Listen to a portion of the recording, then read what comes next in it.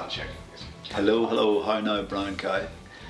Hi, Vivian Campbell, guitar player with Def Leppard. Tell me about your history with Buddy. Like, how'd you meet Buddy Blaze? And also, if you could yes. Buddy and I met in the spring of 1987 in Dallas, Texas. I was there to do an in-store appearance at a guitar store. I think it was called Spear Music, and that's when I first met Buddy. He had a couple of his guitars on display there, and I was introduced to him. And I seem to remember something. There was a vintage guitar show going on at the time, and so there was a whole guitar buzz in Dallas. And yeah, and Buddy and I hit it off right away. Lovely chap and very straightforward. And at the time, I was just joining Whitesnake, and I was looking for a new instrument. I was kind of still experimenting, trying to find something that felt right for me. So Buddy's guitar kind of fit the bill, you know, and we made a few tweaks and a few changes, and that's how we came up with the shredder. What were some of the tweaks? Do you remember?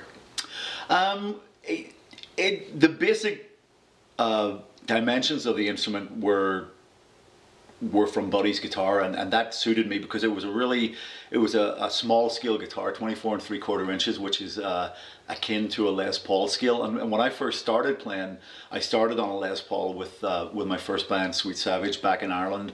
And then when I came to LA for the first time to do the first Dio record, Holy Diver, I was using my Les Paul. So I was kind of comfortable with those dimensions. And then through my later years with Dio, I got into using Charvel Strats and more the hot rodded Stratocasters with the Floyd Rose bars and stuff, and they were a longer scale, and so I like the idea of using a hot rodded Strat.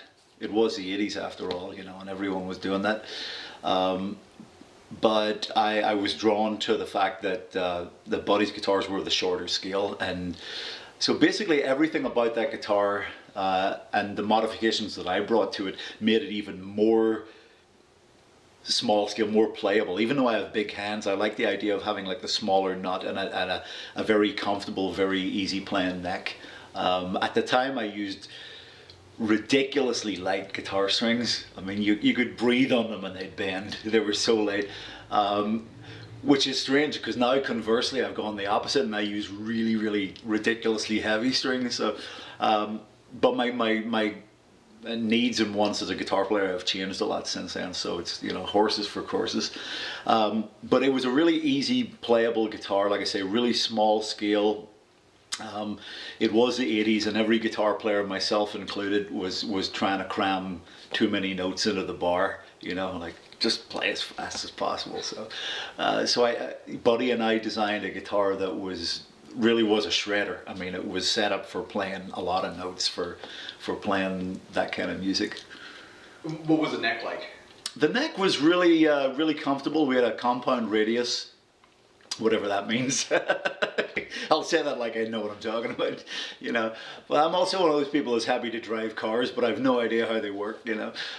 It's almost the same with guitars. They're a lot less complicated than an automobile, but yeah, it was. But Buddy said to me, well, this neck's got a compound radius, and I kind of like looked at him with this glazed over expression. Yeah, he explained to me what it means. I guess the radius changes as you go up the neck, but it was just very comfortable, you know. We made it as playable as possible. At the time, I think we were using medium jumbo frets. Since then, I've gotten now where I use absolute jumbo frets on all my guitars. So I like the idea of that unlike the Fender frets, the wider, sort of larger frets where you could bend a little bit more easier, there's less resistance on a bend. Like I said, everything about that guitar was set up to just be easy to play. You know, you feel like just bursting into 30-second notes, go for it. That was the kind of instrument for it, you know. And of course it had the Floyd, but like I said, every guitar of the day had the Floyd. You had to have it, you know.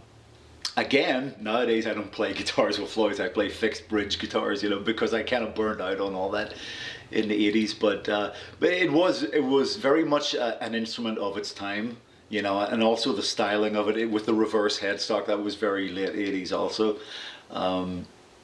You know, it's the inlays on the neck were something that Buddy and I discussed, and it became a very unique trait to it too. The ping pong. The ping pongs, yeah, and also because it was a polka dot kind of finish, it was sort of a carryover of that, you know. And I also realized at the time, unlike a lot of other guitars on the market, that I never used the front pickup, so that's why we didn't put a front pickup in it. I was more inclined to go for the middle pickup thing, so we had two humbuckers side by side, one on the bridge and one in what would be the middle position. Where would you use a middle pickup? Like what part of the song? Well, you know, if I was playing an intro to a song or a cleaner part, I'd roll down the volume and put it on the middle pickup. You know, it was just for a different tonal approach. But that's not everyone's cup of tea, you know. For what I was doing at the time, I found that I never went to a front pickup, so I thought, what's the point in putting it? I also made with Buddy, we had a real simple, it was just one master volume control that was within reach, you know, because I do ride the volume a lot still to this day, because when you play with a lot of high gain, if you're standing pretty close to your amp, you know, you got to be able to shut that thing off. And a simple three-way switch instead of a five-way switch. You know, a lot of guitars also at the time had more tonal variation because they do a five-way switch. I just wanted three-way because I liked stuff that was set up for real world application, not playing in your bedroom but playing on stage where you've got to just do stuff quickly. You know, it's really different when you're sitting at home and you're just playing guitar, and then you can really nuance things and, you know, set the volume and the tone just where you want it. But when in the heat of battle, when you're on stage, you don't do shit like that. In the real world, it's like it's on or off, you know what I mean? And you try not to fall off stage, and you got to make sure your hair looks good, you know. It was the late 80s and your shoulder pads are intact, you know. So there was a lot to think about.